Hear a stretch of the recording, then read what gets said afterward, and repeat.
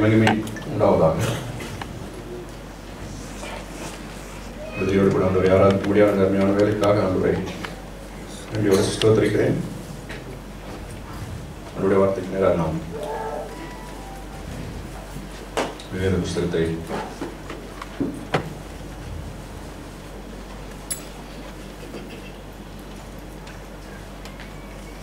அப்போஸ்தலனாகிய பவுல் கொரிந்தியருக்கு எழுதின நிருபம் 2 கொரிந்தியர்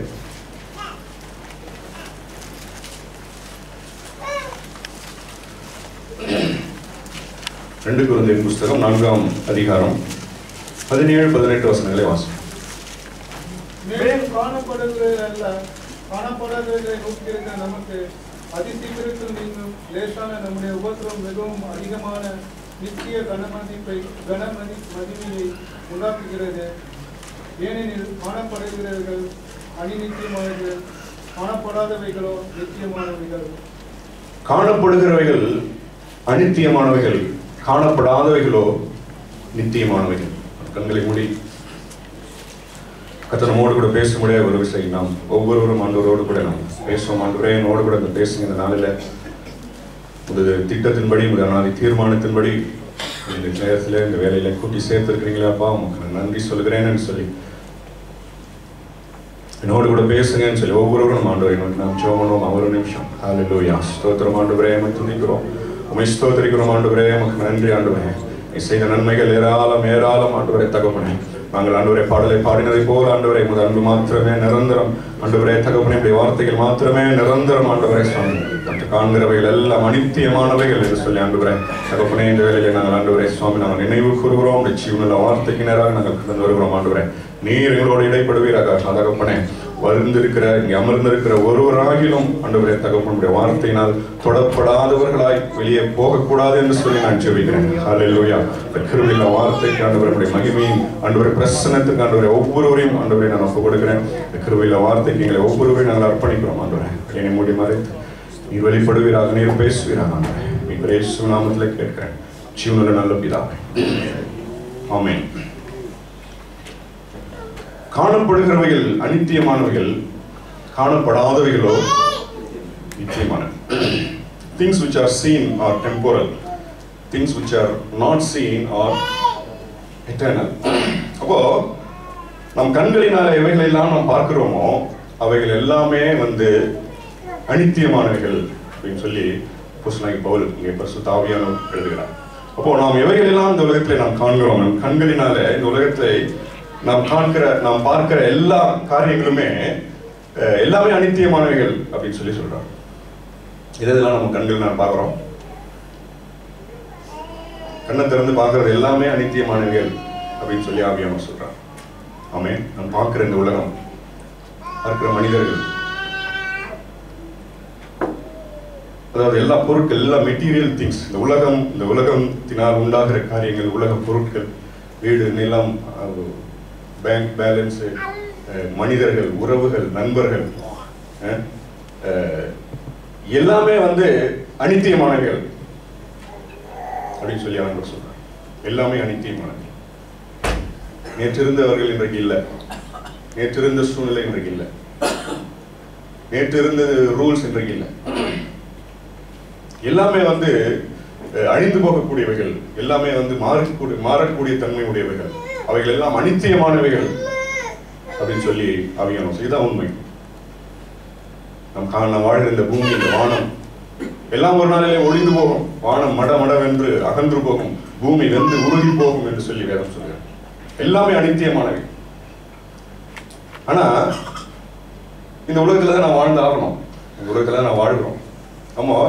அப்ப இந்த ஏற்படக்கூடிய இந்த மாற்றங்கள், மாறுதல்கள், சேஞ்சஸ், இது எல்லாத்தையும் நம்ம ஃபேஸ் பண்ணி தான் ஆகணும். இதை நாம டீல் பண்ணி தான் ஆகணும்.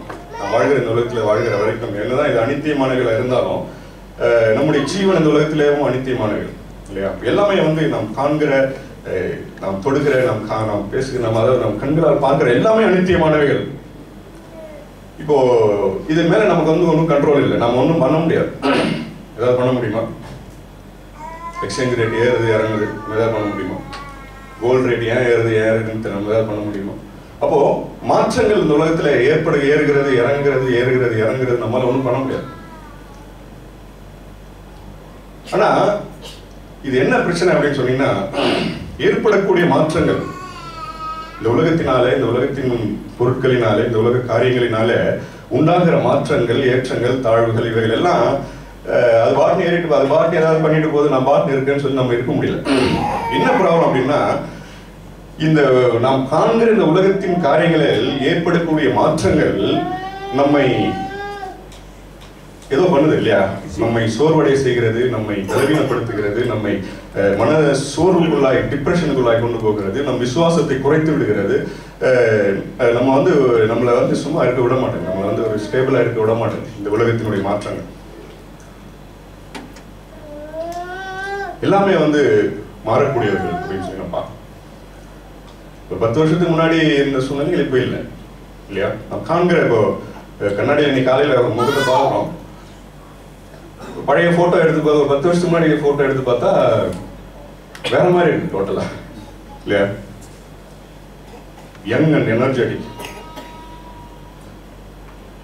ஒரு விதத்துல சந்தோஷமா இருக்கு, ஒரு விதத்துல கஷ்டமா இருக்கு இல்லையா? இது நம்ம ஏதாவது பண்ண முடியுமா? இல்ல இல்ல. என்ன பலன்னு இருக்கு பாருங்க, எனர்ஜெட்டிக்கா. நம்மளா இது அலஃபுல்லா முடியா இருக்கு, கருப்பா வேற இருக்கு. ஆமா, இப்போ கருப்பா தான் இருக்கு அப்படின்னு சொன்னீங்கன்னா அது வேற மேஜிக், அது தெரியும். அப்போ இந்த மாற்றங்கள் பாத்தீங்கன்னா, இது நம்மை ஏதோ பண்ணுது, நம்மளை பாதிக்கிறது. இந்த உலகத்தினால் உண்டாகிற ஏற்ற தாழ்வுகள், பாதிப்புகள், காண்கிறவைகள், இவைகள் எல்லாம் அனித்தியமானவர்களா இருந்தாலும் இது நம்மளை அன்ஸ்டேபிள் பண்ணுது பாருங்க. நம்ம விசுவாசத்தை குறைத்து விடுகிறது, நம்மை சோர்வடை செய்கிறது, நம்மை பலவீனப்படுத்துகிறது. இது என்னதான் வழி? எப்படி டீல் பண்றது? இன்னைக்கு உலகத்துல பார்க்கும்போது நிறைய ஸ்காலர்ஸ், நிறைய என்ன சொல்றது, நிறைய சித்தானந்தா, வைத்தியானந்தா, நித்யானந்தா, நிறைய பேர் இருக்காங்களே, நிறைய போதனைகள் எல்லாம் சொல்றாங்க. எப்படி லைஃப் லெசன், வாழ்க்கை முறையா ஏதோ சொல்றாங்க, இப்படிதான் வாழணும், கீழே இருக்கணும் அப்படின்னு சொல்லி நிறைய இதெல்லாம், இந்த சேஞ்சஸ் எல்லாம் எப்படி நீங்க டீல் பண்ணி எப்படி சக்சஸ்ஃபுல்லா வாழறதுன்னு சொல்லி நிறைய சொல்றாங்க. நிறைய பேர், நிறைய ஆனந்தாக்கள் இருக்காங்க இல்லையா? அந்த மாதிரி. ஆனா ஹோலி ஸ்பிரிட் என்ன சொல்றாரு? நம்ம ஆண்டோடைய வார்த்தை தான் வானம், நம் காண்கிற இந்த உலகம் எல்லாம் பார்த்தீங்கன்னா ஆண்டோடைய வார்த்தையினாலே உண்டாகப்பட்டது. இவைகளெல்லாம் ஒழிந்து போகும், ஆனால் ஆண்டோடைய வார்த்தை ஒழிந்து போகுது. அப்போ ஆண்டோடைய வார்த்தை என்ன சொல்லுகிறது? இந்த சேஞ்சஸ் எல்லாம் டீல் பண்ணி நம்ம ஒரு சக்சஸ்ஃபுல்லா அந்த உலகத்துல வாழறதுக்கு ஆண்டோடைய வார்த்தை என்ன சொல்லுகிறது அப்படின்னு சொல்லி நம்ம பார்க்கணும். அதுதான் நம்ம 17ஆம் வசனத்தை நாம் ஒரு முறை விட வாசிக்கலாம். மேலும் காணப்படாதவர்களை நோக்கி இருக்கிற நமக்கு அதே சீக்கிரத்தில் நீங்கும் லேசான நம்முடைய உபத்திரவம் மிகவும் அதிகமான நித்திய கன மகிமையை உண்டாக்குகிறது. ஆமென். அப்போ காணப்படுகிறவைகளை அல்ல, காணப்படாதவைகளை நோக்கி இருக்கிற நமக்கு இந்த உலகத்தினால் உண்டாகிற உபத்திரவங்கள், மாற்றங்கள் இதெல்லாம் எப்படி இருக்குமா? அதி சீக்கிரத்துல நீங்கி போயிடுமா? இதெல்லாம் இவைகள் எல்லாம் லேசானவைகளாய் மாறி போகும். யாருக்கு? எல்லாருக்கும் கிடையாது. யாருக்கு? காணப்படாதவைகளை யார் நோக்கி இருக்கிறார்களோ அவர்களுக்கு காணப்படுகிற இந்த உலகத்தில் ஏற்படுகிற மாற்றங்கள் எல்லாம் டக்குன்னு லேசா போயிடுமா? அல்லேலூயா. ஏனென்றால் காண்கிறவைகள் அனித்தியமானவைகள், காணப்படாதவைகளோ நித்தியமான. அப்ப நம்மளாம் ஆண்டோட பிள்ளைகள், விசுவாசிகள். நம்ம ஆண்டவர் என்ன சொல்றாருன்னா, இந்த உலகத்துல நம்ம பாக்குறோம் இல்லையா, இதனால மாற்றங்கள் உண்டாகிறது, இது அது அப்படியே ஆச்சு, இது அப்படியே, இதை போட்டு இதே நம்ம பார்த்து கொண்டு இராதபடிக்கு நாம் கண்களால் காணக்கூடாத நித்தியமான காரியங்கள் இருக்கிறது.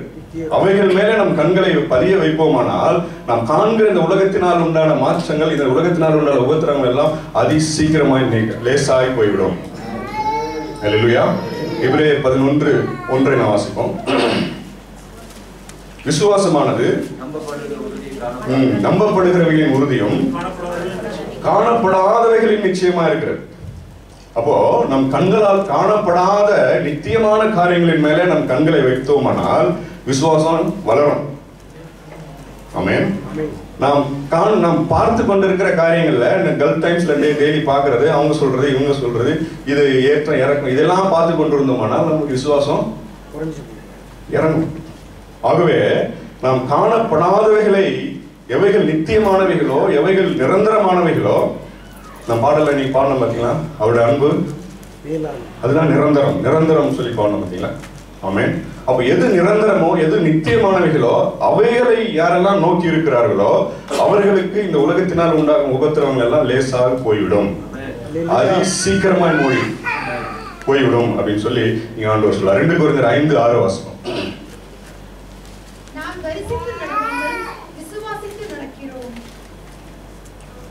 நம்ம விசுவாசிகளா யாரு? தரிசித்து நடக்கிறவர்கள் இல்ல. நம்மளாம் யாரு? விசுவாசித்து நடக்கிறவர்கள். இன்றைக்கு என்ன நடக்குது, அங்க என்ன நடக்குது, நம்ம கண்களால் பார்த்து பார்த்து பார்த்து நம் கண்களால் பார்க்கிறவர்களினால் உண்டாகிற மாற்றங்களை பார்த்து பார்த்து நடக்கிற நம்ம ஆள் இல்லை. நம்மெல்லாம் எப்படி இந்த அந்த உலகத்துல நடக்கிற இந்த உபத்திரவங்களை பார்த்து பார்த்து பார்த்து நம்ம ஒரு ஸ்டெப்பா எடுத்து வைக்கிறோம் இல்ல. இந்த உபத்திரங்களை எல்லாம் மாற்றக்கூடிய ஒரு வல்லமை ஆண்டவர் எனக்குள்ள வச்சிருக்கிறான்னு சொல்லி விசுவாசித்து நடக்கிறவர்கள் தான் விசுவாசிகள். அல்லேலூயா. அப்படிப்பட்டவர்களுக்கு தான் இந்த உலகத்தினுடைய உபத்திரவங்கள் எல்லாம் எப்படி ஆயிடுமா, அது ஒண்ணும் இல்லை பிரதர், அதெல்லாம் நத்திங் அப்படின்னு சொல்லி மாறிவிடும். ரோமர் 8:18 வாசம்.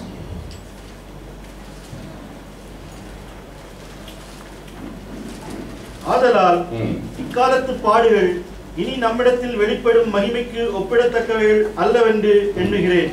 ஆமென்.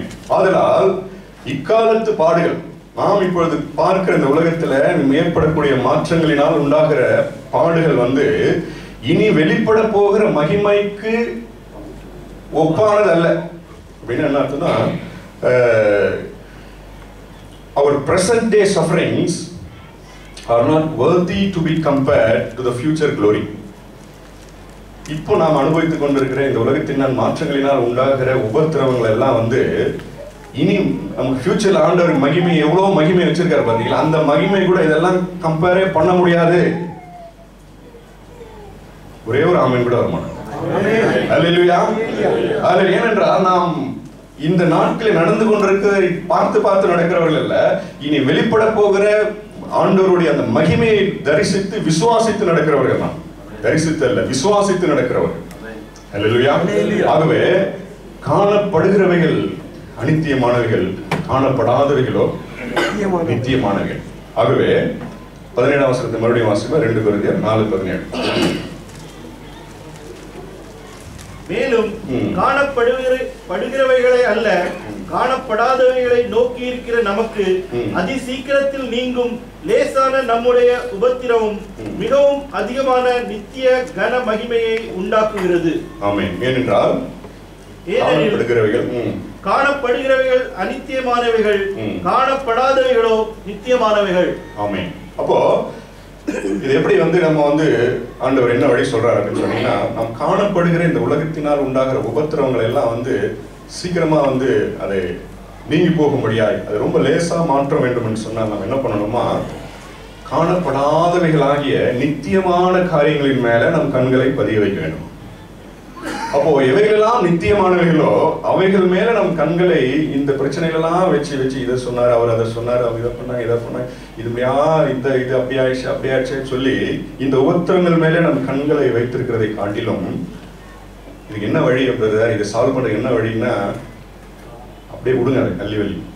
நம் கண்களை அப்படியே அதன் மேல இருந்து எடுத்து எது மேல வைக்கணுமா, காணப்படாதவைகளாகிய நித்தியமான காரியங்களின் மேல நம் கண்களை வைக்கும் போது ஒரு சில விஷயங்கள்லாம் பாத்தீங்கன்னா ஒரு சில ஜஸ்ட் இக்னோர் பண்ணாலே முடிஞ்சு போச்சு. டெவில்லாம் அப்படிதான், பிசாசெல்லாம் ஜஸ்ட் இக்னோர் ஹிம், அவ்வளவுதான், முடிஞ்சு போச்சு. அவனுக்கு முக்கியத்துவம் கொடுத்தாதான் அவன் பெரிய ஆள். ஆமென். அப்போ இதுக்கு என்ன வழி ஆண்டவர் ஆவியானவர் சொல்றாரு அப்படின்னு சொன்னீங்கன்னா, நித்தியமானவைகள் எவைகளோ, வேதத்துல எவைகள் எல்லாம் நிரந்தரம், எவைகள் எல்லாம் நித்தியம் என்று சொல்லி போட்டிருக்கிறதோ அந்த நித்தியமானவைகளின் மேல நம் கண்களை பதிய வைக்கும் பொழுது இந்த உலகத்துல எவ்வளவு பெரிய உபத்திரங்கள் வரட்டும் அவைகள் எல்லாம் அதி சீக்கிரத்துல நேற்று இருந்தது இன்றைக்கு இருக்காது. ஆமென். ஆண்டவருடைய வார்த்தையின்படி இன்றைக்கு நம்முடைய கண்களை நம்ம பிரச்சனையின் மேல இருந்து நம்ம அந்த நித்தியமான காரியங்களை நாம் டைவர்ட் பண்ணிட்டோம்னு வச்சுங்களேன், இன்றைக்கு ஆலயத்தை விட்டு போறது கூட அவையெல்லாம் இல்லை. ஹல்லேலூயா. அப்போ வந்து எவைகளெல்லாம் நித்தியமானவைகள் அப்படின்னு சொல்லி வேதம் சொல்லுகிறது அப்படின்னு சொல்லி ஒரு லிஸ்ட் போட்டு அந்த நித்தியமானவைகளின் மேல நம்ம கொஞ்ச நேரம் வந்து நம் கண்களை பதிய வைப்போமானால், அதாவது இந்த உலகம் எப்படி அனித்தியமானதோ இந்த உலகத்தினால் உண்டாகிற உபத்திரவங்களும் அனித்தியமானவைகள் என்று நாம் அறிய வேண்டும். Nothing is permanent. ஆமென். உலகமே வந்து அனித்தியம் அப்படின்னா அந்த உலகம் கொடுக்கிற உபத்திரம் வந்து நித்தியமா இல்ல, அதுவும் போயிடும். அப்படிதான் வந்து ஒரு விசுவாசி, அதுதான் வேதம் சொல்லுகிறது. அதுதான் நம்ம அப்படிதான் நம்ம பார்க்கணும் நம்மளுடைய பிரச்சனைகள்.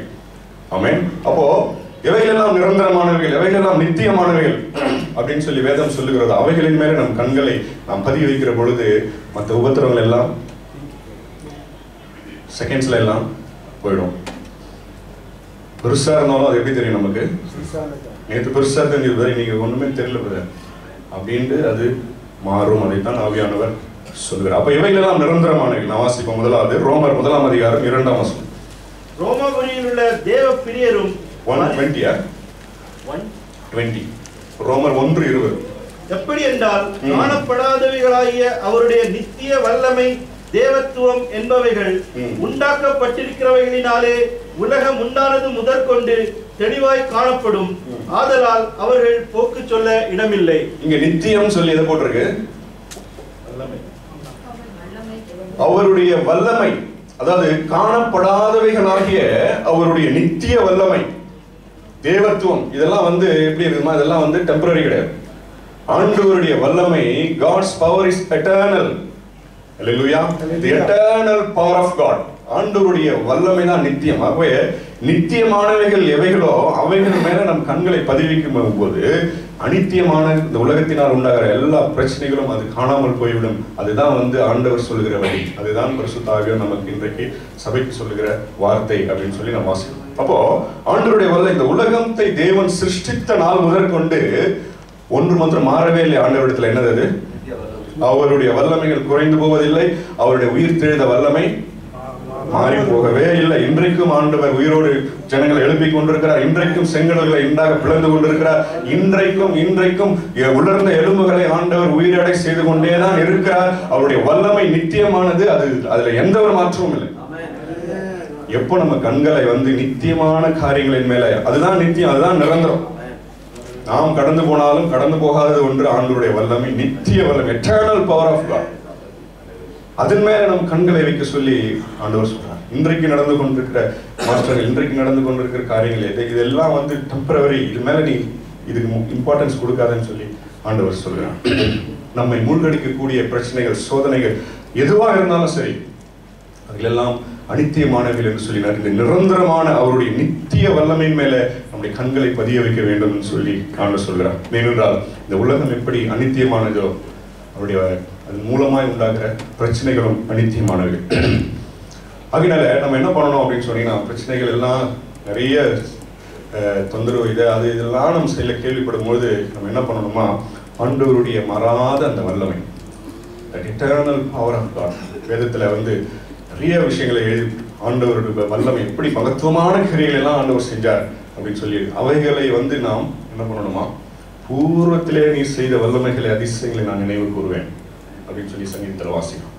சங்கீதம் 77 1 முதல் 11 முதல் 16 வசனங்களை, ஒரு 5 வசனங்களை வாசிப்போம். சங்கீதம் 77 11 முதல் 16. கர்த்தருடைய செயல்களை நினைவு கூறுவேன். ஆமென். உம்முடைய பூர்வ காலத்து அதிசயங்களையே நினைவு கூறுவேன். உம்முடைய கிரியைகளை எல்லாம் தியானித்து உம்முடைய செயல்களை யோசிப்பேன் என்றேன். தேவனே, உமது வழி பரிசுத்த ஸ்தலத்தில் உள்ளது. நம்முடைய தேவனை போல பெரிய தேவன் யார்? அதிசயங்களை செய்கிற தேவன் நீரே.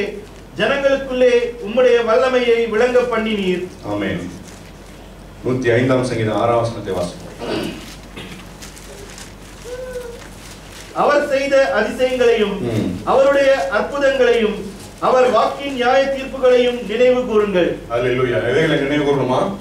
அவர் செய்த அற்புதங்கள், அதிசயங்கள், அவர் அதிசயமான செய்த அவருடைய வல்லமைகள் எல்லாம் செய்து நம்ம என்ன பண்ணோம், நினைவு கூறணும். அவைகளின் மேலே நம் கண்களை பதிய வைக்க வேண்டும். ஆண்டவர் 2000 வருஷத்துக்கு முன்பாக இல்லை, இன்றைக்கும் ஆண்டவர் அற்புதங்களை, அடையாளங்களை ஆண்டவர் செய்து கொண்டிருக்கிறார். இன்றைக்கும் ஜீவனுள்ள சாட்சிகளை ஆண்டவர் எழுப்பி கொண்டிருக்கிறார். நம்முடைய கண்கள் நம்ம உட்காந்து யூடியூப்ல எதை பார்க்குறோம் ஏதோ உட்காந்து பார்த்து கொண்டிருக்கும் போது இன்றைக்கும் யூடியூப்ல கூட இன்றைக்கும் ஜீவனுள்ள பல நல்ல சாட்சிகள் ஆண்டவர் இன்றைக்கு செய்த அற்புதங்கள் இன்றைக்கும் இருக்கிறது. நம்ம பிரச்சனைகள் மேல உட்காந்து அப்படியே கண்ணத்துல கை வச்சு உட்கார்றதை விட ஜீவனுள்ள சாட்சிகள் யாராவது சொன்னாங்கன்னா, ஊழியக்காரர் ஏதாவது சொன்னாங்கன்னா, அதை நம் செவிகளில கேட்க கேட்க கேட்க இந்த பிரச்சனைகள்லாம் ஒன்றும் இல்லாமல் போய்விடும். அல்லேலூயா. உண்மையா என்றைக்கும் ஆண்டவர் இன்றைக்கு செய்த ஒரே ஒரு அற்புதத்தை நான் சொல்லி, ஆண்டவருடைய வல்லமை எப்படி இன்னும் மாறவில்லை, இன்னும் நித்தியமா இருக்கிறது என்று சொல்லி நான் சுருக்கமாக ஒரு இன்றைக்கு ஆண்டவர் செய்த சாட்சி. இன்றைக்குன்னா இந்த நிகழ்கால இப்ப வாழ்ந்து கொண்டிருக்கிற நான் வாழ்ந்து கொண்டிருக்கிற இந்த நாட்கள்ல ஒரு கொலைக்கு நியமிக்கப்பட்ட ஒரு கொலை குற்றவாளி அவனை வந்து போலீஸ் ரொம்ப நாள் தேடிட்டு கொண்டிருந்தாங்க.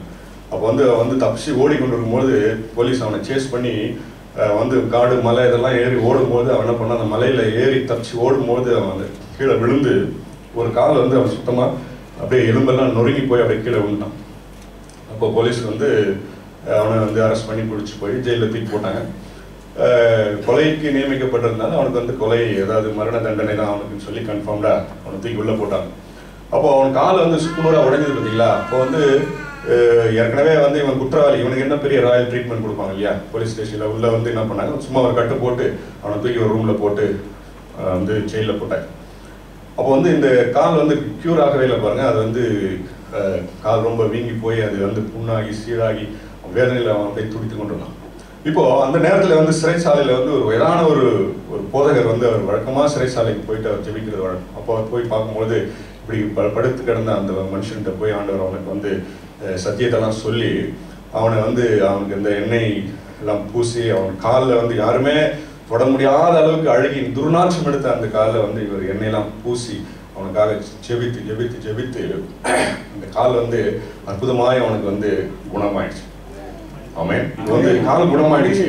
அதுக்கு அடுத்து அவனுக்கு வந்து ஆண்டவருடைய வார்த்தை போக போக அவன் வந்து ஆண்டவரை ஏற்றுக்கொண்டான். இப்போ இந்த வயதான போதகர் என்ன சொன்னார்னா, உன்னை காலை மாத்திரம் குணமாக்குறதே ஆண்டவரை அனுப்பவில்லை, உன்னை வந்து ரட்சிப்பதற்காகவும் உன்னை இந்த மரணத்திலிருந்து விடுதலையாக்குவதற்காகவும் ஆண்டவரை அனுப்பினார். நிச்சயமாக உன்னை ஆண்டவர் விடுதலையாக்குவார் அப்படின்னு சொல்லி ஜெபம் பண்ணிட்டார்.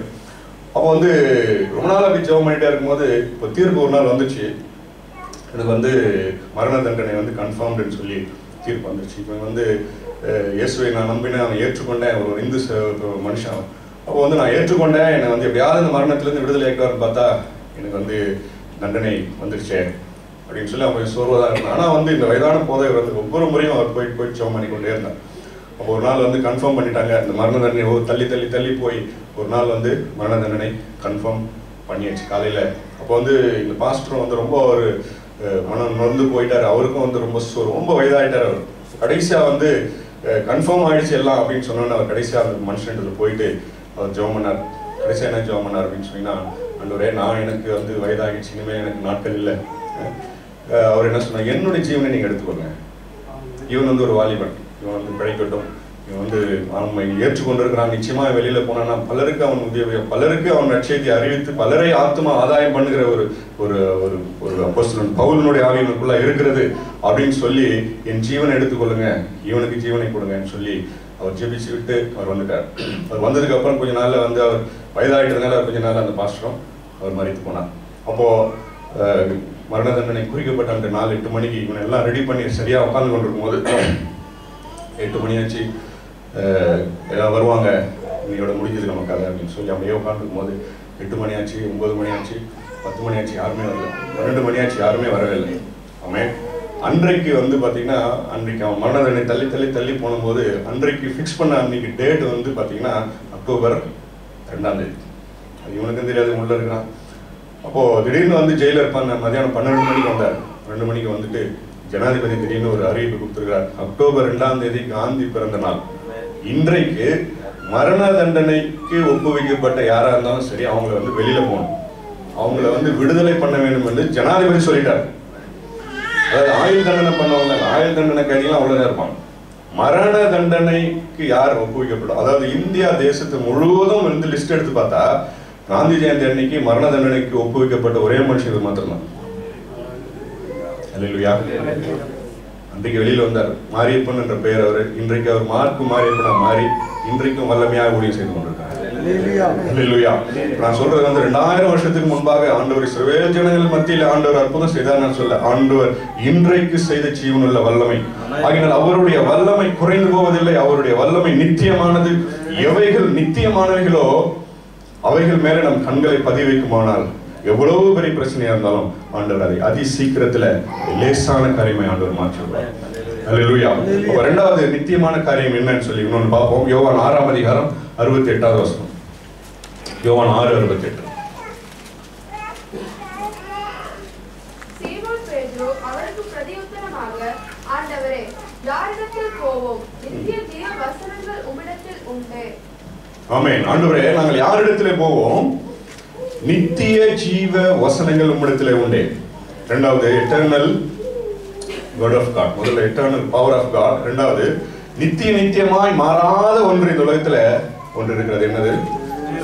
ஆண்டவருடைய வார்த்தை. ஆண்டவருடைய ஜீவ வார்த்தைகள் வந்து என்றென்றைக்கும் வானமும் பூமியும் ஒழிந்து போனாலும் ஆண்டவருடைய வார்த்தை ஒழிந்து போகிறதே இல்லை. அல்லேலூயா.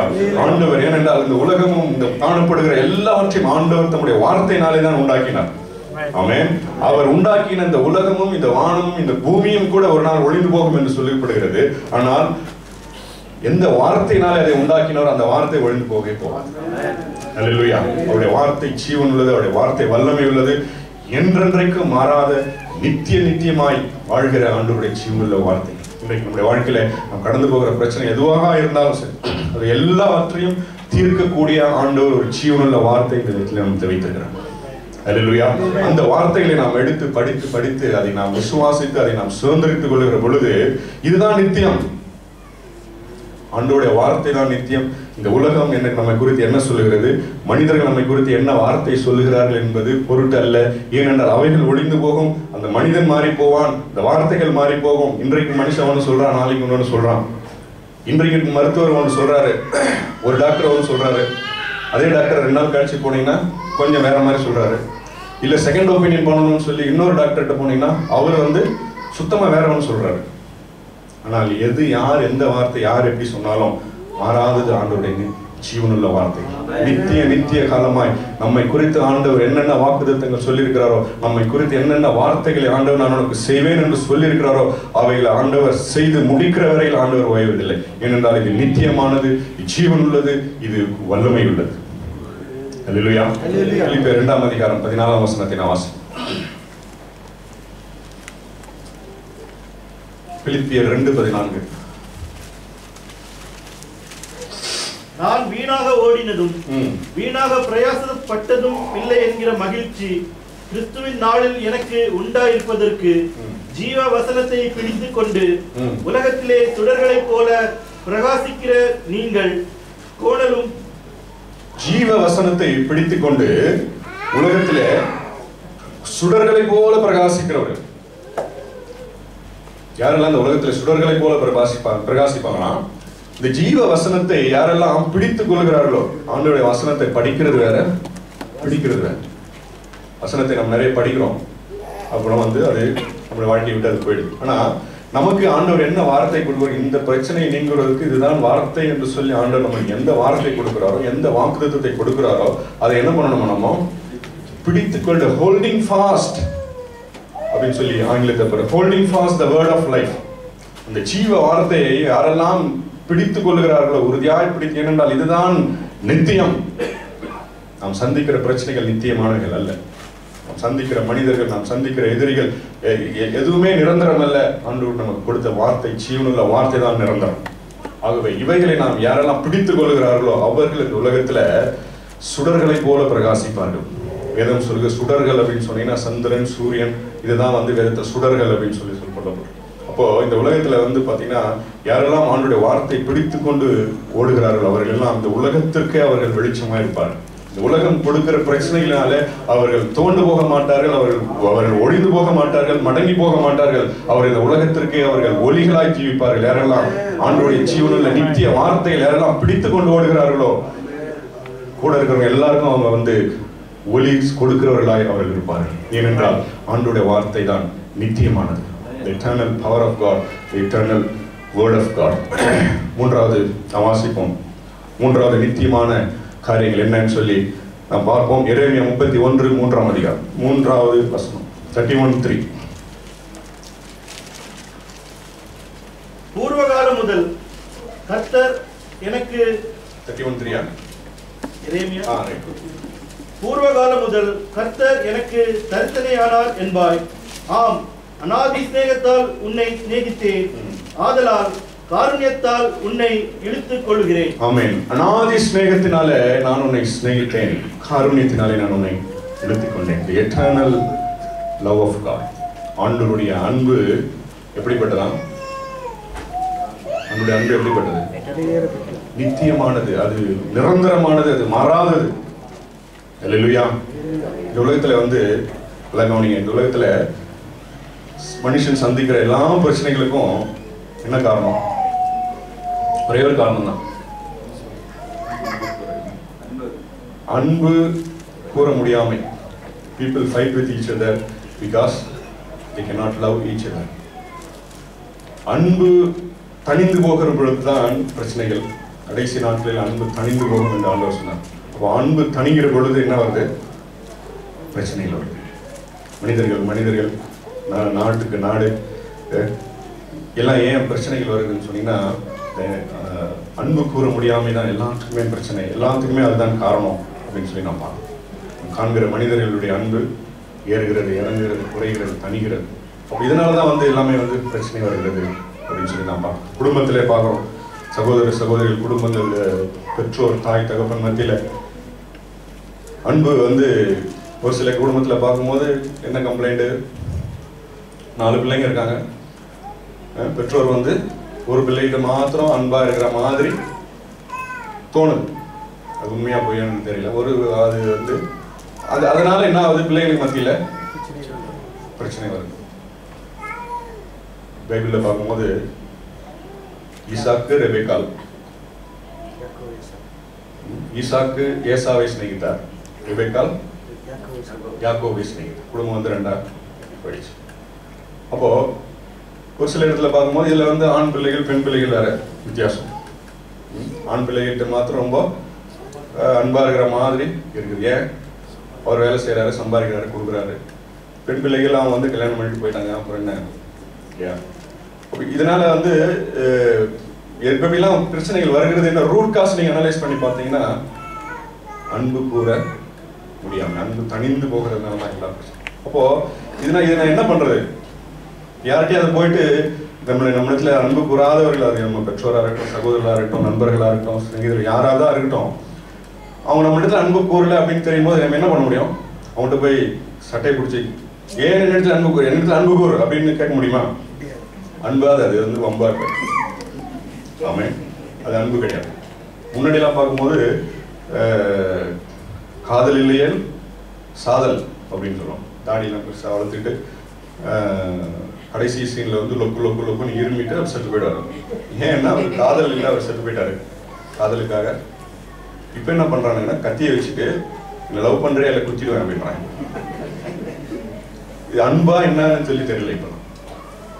அப்போ அன்பு கூற முடியாம தான் எல்லாத்துக்குமே காரணம் அப்படின்னு சொல்லி நம்ம இப்ப நம்ம அன்பு கூறாதவர்களை நம்ம என்ன பண்ண முடியும்? அவங்களை ஒன்றும் பண்ண முடியாது. அப்ப என்ன சொல்ற ஆண்டவர்னா, மனிதனுடைய அன்பு ஏறும் இறங்கும். ஏனென்றா அப்படிதான் எல்லாமே அனித்தியமானது. அதனால என்ன பண்ண சொல்றாரு ஆண்டவர்? எது நித்தியமானதோ, எது நித்தியமான அன்போ அங்க அவன் கண் மேல கண்ணை அங்க வெய்ய அப்படின்றார். முடிஞ்சு போச்சு. நம்முடைய கண்களை அனித்தியமான அன்பு கூற முடியாத மனிதர் கூட்டத்தை வச்சு அங்கேயே வச்சு பார்த்துக்காம கண்கள் எடுத்து எங்க வைக்கணுமா? கல்வாரி சிலுவையில் மேல நீங்க வைக்கும் போது அங்கேதான் நித்திய அன்பு, அங்கேதான் மாறாத அன்பு. நாம் அவரை அன்பு கூறாத நாட்களிலே நம்மை நேசித்த அன்பு, நாம் பாவிகளா இருக்கும்பொழுது நமக்காக ஜீவன் கொடுத்த அன்பு, அதுதான். அல்லேலூயா. அப்போ நம்ம கண்களை அந்த நித்திய அன்பின் மேல நம்ம கான்சென்ட்ரேட் பண்ணும்போது இந்த அன்பு கூற முடியாமைனால இருக்கிற உண்டாகிற உபத்திரவங்கள்லாம் என்ன ஆகுமா? அதெல்லாம் ஒண்ணுமே இல்லை, ஜுஜுபி, நத்திங், கல்லிவல்லி. அதெல்லாம் இதே போட்டு பார்த்து கொண்டே இருந்தோம்னா அதுக்கு முடிவே கிடையாது. எவைகள் நித்தியமானவைகள், God's eternal power is eternal. அது அன்சேஞ்சிங். அவனுடைய வார்த்தை மாறாதது, அவனுடைய அன்பு மாறவே மாறாது. உலகத்தினுடைய அன்பு ஏறும் இறங்கும். ஆண்டோட அன்பு வந்து ரொம்ப பவர்ஃபுல்ங்க. ஆண்டோட அன்பு ரொம்ப வல்லமையானது. அந்த அன்பு வந்து நம்முடைய காயங்களை ஆற்றும், நம்மை உருவாக்கும், நம்மை உருமாற்றும். ஆண்டோட அன்பு தான் ரொம்ப பவர்ஃபுல் இன்றைக்கு உலகத்தில். அதன் மேலே நம் கண்களை வைக்க வேண்டும். ஒரே ஒரு சம்பவத்தை நான் 5 நிமிஷத்தில் சொல்லி முடிக்கிறேன். ஜீவனுள்ள ஒரு சாட்சியை நான் சொல்லி நான் முடிக்கிறேன். எப்படி ஆண்டோடைய அன்பு ஒரு மனுஷனை உருவாக்கும், அவனை எப்படி அவனை வந்து சுகப்படுத்தும் அப்படின்னு சொல்லி. சென்னை மெரினா கடற்கரையில் ஒரு வாலிபன் போனான். அவன் வந்து தன்னுடைய வாழ்க்கையை முடித்துக் கொள்ள வேண்டும் என்று சொல்லி அவன் தற்கொலை செய்து கொள்ள வேண்டும் என்று சொல்லி சென்னை மெரினா கடைக்கு போகிறான். அந்த நேரத்தில் வந்து ஒரு பாஸ்டர் அவர் வந்து மெரினா கடைக்கு போகிறாரு. அவர் போகிற நோக்கம் வேறு. அவர் வந்து ஜெபிக்கிறதுக்காக அவர் போகிறாரு காலையில். ஏன்னா சபையில் வந்து சபை வளரலை, ஊழியத்தில் இன்னும் விருத்தி ஆகலை அப்படின்னு சொல்லி அவர் வந்து ரொம்ப விரக்தியில் அவர் வந்து சரி நம்ம போய் கடற்கரையில் நம்ம ஜெபம் பண்ணுவோம் அப்படின்னு சொல்லி அவர் அங்கே போனப்போ இந்த வாலிபன் வந்து தற்கொலை செய்து கொள்ள வேண்டும் சொல்லி நம்ம தண்ணிக்குள்ளார போகிறோம். போனவுடனே நான் பெருசாக அலாடிச்சோன்னா தலையை பார்த்து மறுபடியும் திரும்பி வந்துடான். மறுபடியும் தண்ணிக்குள்ளே போகிறான். அவனுக்கு வந்து தண்ணி பாருன்னா ஆச்சுன்னு சொன்னால் இவனுக்கு வந்து தெரியல. அவனுக்கு ஏன்னா பயமாக இருக்குது, சாகணும்னு நினைக்கிறேன், ஆனால் முடியல அவனுக்கு. அப்போது மண்ணெல்லாம் மாறி தூரான். இதோ வந்து ஒரு மனநிலை மாறினது போல் அவன் ரொம்ப ஒரு டிஜெக்டட். ஆனால் he wanted to die, but எப்படின்னு தெரியல, அவனுக்கு என்ன பண்ணுறதுன்னு தெரியல. அப்போ இவன் வித்தியாசமாக இருக்கிறானே அப்படின்னு சொல்லி இவன் பாஸ்டர் தூரத்துலேருந்து பார்க்கும்போது நம்ம பிரச்சனையே பிரச்சனையாக இருக்குது, இவன் ஒரு மாதிரி ஆள் இருக்கானே, கிட்ட எப்படி போகிறதுன்னு சொல்லி இப்போ நம்ம ஆண்டவர் வந்து நீ போய் அவனுக்காக ஜெபம் பண்ணுன்னு சொன்னோடனே ஆண்டவர் அவன் கிட்ட போயிட்டு இந்த பாஸ்டர் என்ன தம்பி அப்படின்னு உடனே இல்லை நான் சாகணும் அப்படின்னு சொன்னோடனே என்ன சரி அப்படின்னோடனே எனக்கு தண்ணிக்கிட்ட போனால் எனக்கு பயமாக இருக்கு, நான் திரும்பி வந்துடுவேன், என்னால் முடியல. ஓ ஏன் தம்பி நீ இந்த வாலிப வயசில் ஏன் எனக்கு முடிவு அப்படின்னு சொன்னோடனே 3 மாதத்துக்கு முன்பாக திடீர்னு மருத்துவமனைக்கு போனப்போ டாக்டர் எனக்கு டயக்னைஸ் பண்ணி எனக்கு வந்து ரத்தத்தில் வந்து உனக்கு புற்றுநோய், பிளட் கேன்சர் இருக்கிறது, நீ 3 மாதம் தான் உயிரோடு இருப்ப, அதோட மறித்து போவாய் அப்படின்னு சொல்லி டாக்டர் சொல்லிட்டாரு. அப்போ என்ன அன்றைக்கு தேதி அதை அறிந்த நாள் முதற்கொண்டு என்னிடத்தில் அன்பாய் இருந்த என்னுடைய பெற்றோர்கள் கூட என்ன பண்ணாங்கன்னா என்னை வந்து தனி ரூமில் வச்சுட்டாங்க. எனக்கு தனி பெட்டு, தனி சாப்பாடு, தனி தட்டு, தனி டம்ளரு. என்னுடைய சகோதரர்கள் கூட என்னை கிட்ட வரதில்லை. என்னுடைய அம்மா மாத்திரம் என்னை வந்து வார்த்தை சொல்லி சொல்லி சொல்லி வார்த்தைன்னா என்ன நல்ல அவங்களாம் இந்து குடும்பத்துலேருந்து வந்தவங்க. அப்போ அந்த தாய் என்ன சொன்ன, தம்பி நீ சரியாயிடுவப்பா, நீ ஒன்றும் ஆகாது, சரியாயிடுவேன், நீ தைரியமாக இருன்னு சொல்லி எங்கள் அம்மா மட்டும்தான் சொல்லிட்டு இருந்தாங்க. சரி உங்கள் அம்மா உன் மேலே அன்பாக இருக்கிறாங்களப்பா, நீ ஏன் வந்து இப்படி அவன் சொன்னான். இன்றைக்கு காலையில் 7 முறை, அதாவது ஒவ்வொரு முறையும் வந்து அவன் வந்து டெய்லியே ரத்தம் வாங்கி எடுப்பான். இப்போ அவங்க அம்மா மாத்திரம் தான் வந்து அதெல்லாம் க்ளீன் பண்ணி சுத்தம் பண்ணி அவன் வந்து சொல்லிட்டான். இன்றைக்கு காலையில் அவன் சொன்னான், இன்றைக்கு காலையில் நான் 7 முறை ரத்தம் வாங்கி எடுத்தேன் அப்படின்னு சொன்னான். அப்போ என்ன சொல்றான்னா, அவன் சொன்னான் என் தாயார் என்ன சொல்லிட்டான் கடைசியில், செத்து தொலை, அவ்வளோதான் முடியும். அப்போ என்ன சொல்ல வரோம்னு சொன்னீங்கன்னா, பெற்றோராக இருக்கட்டும் தாயாராக இருக்கட்டும் யார் ஒரு லிமிட் இருக்கு. நம்ம எல்லாம் வந்து பலவீனமானோம். we are limited. நம்முடைய அன்பு, நம்முடைய பலன், நம்முடைய செல்வாக்கு, நம்முடைய வார்த்தை, நம்முடைய நாலேஜ் எல்லாமே லிமிட்டட் தான். ஒரு லெவல் தான். உலகத்தினுடைய அன்பு வந்து ஒரு லெவல். அப்போ எங்கள் அம்மாவே சொல்லிட்டாங்க அப்படின்னு சொல்லி வந்து நான் சாகணும். இப்போ சொன்னார் பாஸ்டர் என்ன சொன்னார்னா, ஆண்டவர் என்ன சொன்னார் பாஸ்டர் கிட்ட, நான் அவனை நேசிக்கிறேன் அப்படின்னு ஒரு வார்த்தை மட்டும் சொல்றாரு. ஆமென். பாஸ்டர் சொன்னார், வேற இன்னும் பாஸ்டர் வந்து ஜெபத்தில் வேற இன்னும் சொல்ல, இயேசு உன்னை நேசிக்கிறார், அந்த ஒரு வார்த்தை மட்டும் தான் சொன்னார். அல்லேலூயா. அப்போ இயேசு என்ன எதுக்கு நேசிக்கணும், அவர் யாருன்னு எனக்கு தெரியாது.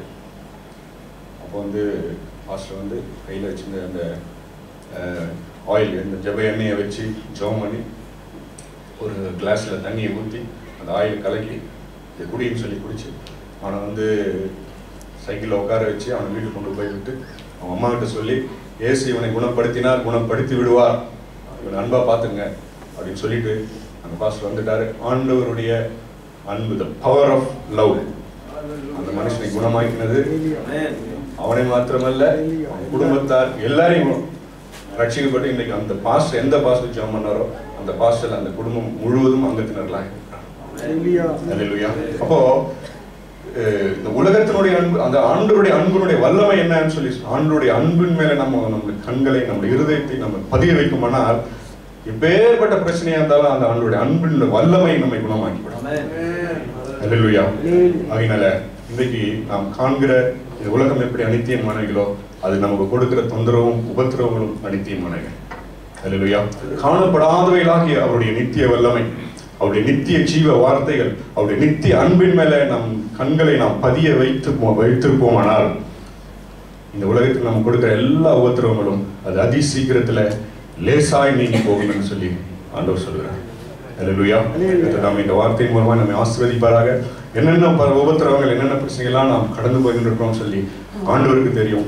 ஸோ ஆண்டவர் நமக்கு இன்னைக்கு என்ன ஆலோசனை சொல்லியிருக்கிறாரோ, காணப்படாத அவருடைய நித்திய வல்லமை, அவருடைய நித்திய ஜீவ வார்த்தைகள், அவருடைய நித்திய அன்பின் மேலே நம் கண்களை பதிய வைக்கும் போது நிச்சயமாய் நம்ம அமர்ந்திருக்கிற ஒவ்வொருவருக்கும் நாம் கடந்து போகிற எல்லா பிரச்சனைகளும் அது லேசாக மிக அதிசீக்கிரத்தில் நீங்கி போகும் என்று சொல்லி ஆண்டவர் சொல்கிறார். தேவன் நம்மை ஆசீர்வதிப்பாராக. ஆமென்.